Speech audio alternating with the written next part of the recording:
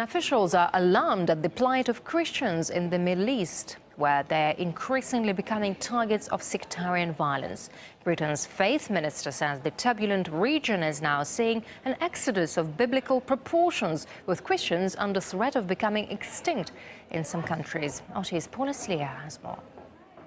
For many Christians in the Middle East, the Arab Spring has been wintry at best. The International Society for Human Rights says that 4 out of every 5 acts of religious discrimination in the world today are perpetrated and carried out against Christians. Nowhere is this more acutely felt than in the Middle East and North Africa. If you look at Syria, for example, where 10% of the total population is Christian, a third of them have already fled from the civil war that started 2 years ago, and that number continues to grow. This is the church. Unfortunately, it was not like that before. Look at this destruction and mess. From here, the explosions were coming down on people praying. Of course, people started crying out for help from us. The priest was right here, and they were captured here. Militants have kidnapped more Christians in Syria, raising the number of hostages to 220, according to the Syrian Observatory for Human Rights. The Assyrian Democratic Organization says ISIS raided 33 Assyrian villages, picking up as many as 300 people along the way. Right now, officials cannot confirm the exact number of hostages, but both humanitarian organizations have confirmed reports that ISIS has been taking the Assyrian Christians from a chain of villages in the past 3 days. A statue of Jesus Christ watches over the Syrian town Sednaya, but at the Savior's feet, a gruesome sight. Dozens of badly mutilated and charred bodies. Sednaya is an ancient town with a strong Christian heritage. But many of Syria's Christians feel threatened by the uprising against Bashar al-Assad. In recent months, one of the main Christian towns was stormed by Islamist rebels. A group of nuns was kidnapped. Many fear Christians could be pushed out of Syria altogether. I don't just think so, I'm certain they are targeting us because we're Christian. They are targeting us, and we've had many attacks, says this Christian fighter. Syria's splintered rebel groups have done little to assure Christians that they'd be welcome in a post-Assad country. Smoke rising in an attack on northern Syria. Turkish bombers flying above, causing panic among Christians and other religious communities.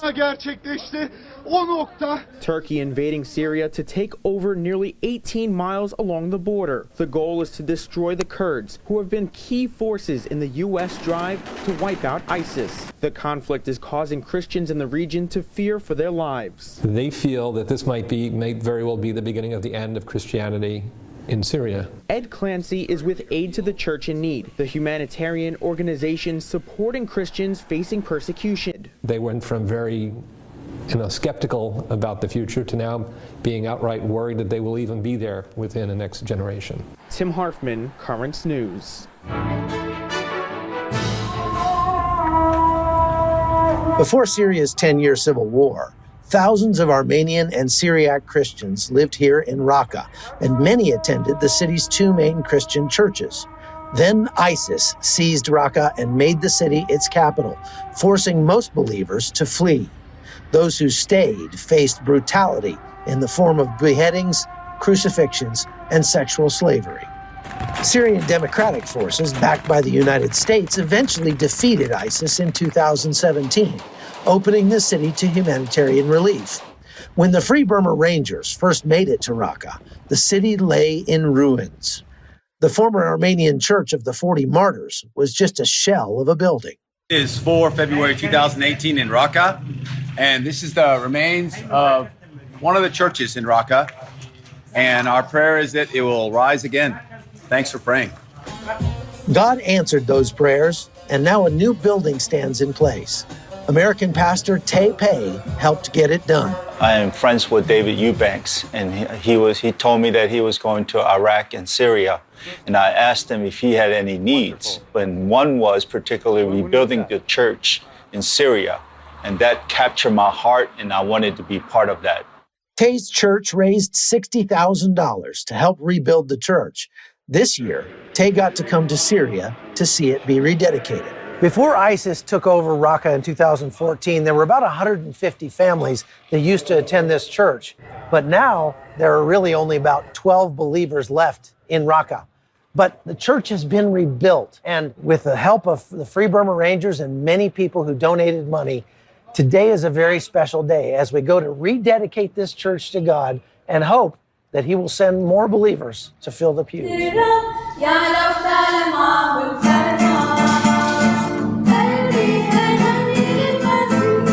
The Lord be gracious unto you.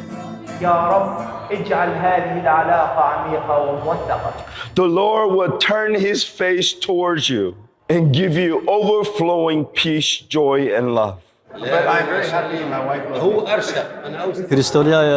After many years, we can finally return to being Armenians. I feel like I am a new Christian all over again. Praise God. We now have a place to come and worship and make the sign of the cross. This is the square where ISIS tank came down. You've seen it on TV, where they came down and did donuts in the tanks. This is it. This is the center of town right here. And this little sculpture right over my shoulder here, they used to put heads on that thing. Not that long ago either. So people here are very happy that ISIS is gone. Still, threats remain from terrorist cells operating in the city. This same night, a car bomb went off just a few blocks away from the church. Even so, residents here remain optimistic. We are few in Raqqa, but it's something, a miracle for us to see us together again. We are 12 people, yes, but we are too much. We are power, we are strength, we have each other, and we will start again. For their part, the Free Burma Rangers are continuing to help the people of northern Syria, bringing the love of Jesus in the form of food distributions and games for the kids. God's love, God's love is deep and wide. It's deep and wide. All the village are glad for your come because you made their children happy and you support them spiritually. The Rangers give God all the glory for what He's doing here. That's how it was. This is how it is now. Thank you, all you brothers and sisters in Jesus in America that prayed this would happen, and people all over the world who prayed. Thank you. Look what happened. Look what God did. From northern Syria, I'm Chuck Holton for CBN News.